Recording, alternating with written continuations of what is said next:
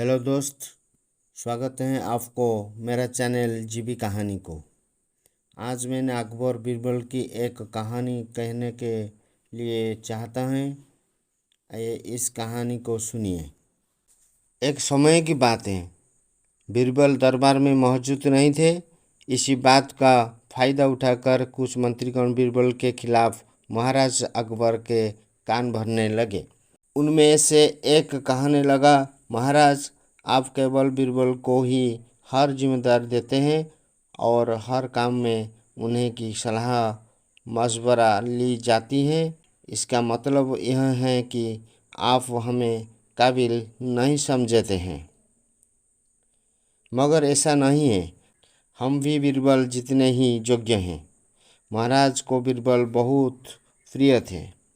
वह उनके खिलाफ कुछ नहीं सुनना चाहते थे, लेकिन उन्होंने मंत्रीगणों को निराश न करने के लिए एक समाधान निकला।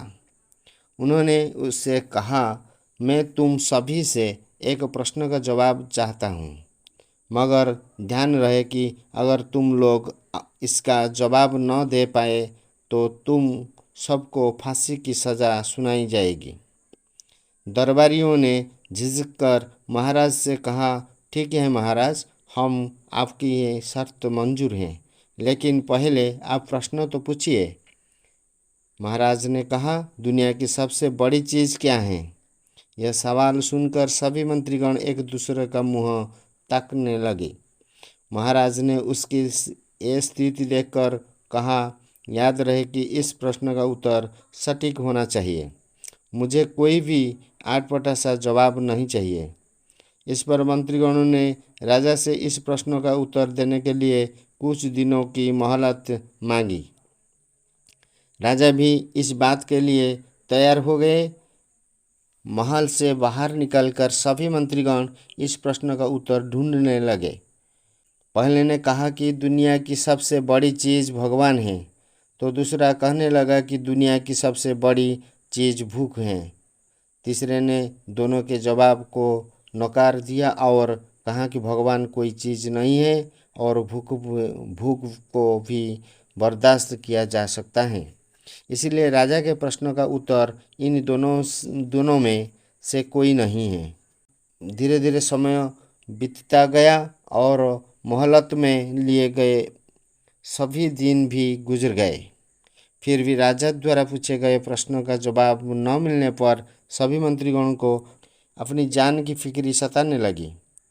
कोई अन्य उपाय न मिलने पर वह सभी बीरबल के पास पहुँचे और उन्हें अपनी पूरी कहानी सुनाई। बीरबल पहले से ही इस बात से परिचित थे।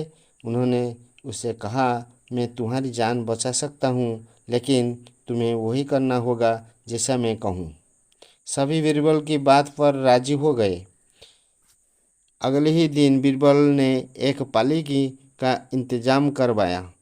उन्होंने 2 मंत्री को पालकी उठाने के काम दिया, तीसरे से अपना हुक्का पकड़वाया और चौथे से अपने जूते उठवाए और स्वयं पालकी में बैठ गए। फिर उन्हें सभी को राजा के महल की ओर चलने का इशारा दिया। जब सभी बीरबल को लेकर दरबार में पहुँचे तो महाराज इस मंजर को देखकर हैरान थे।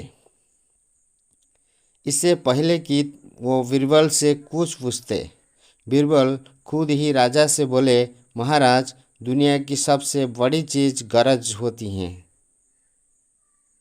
अपनी गरज के कारण ही ये सब मेरी पालकी को उठाकर यहाँ तक ले आए हैं।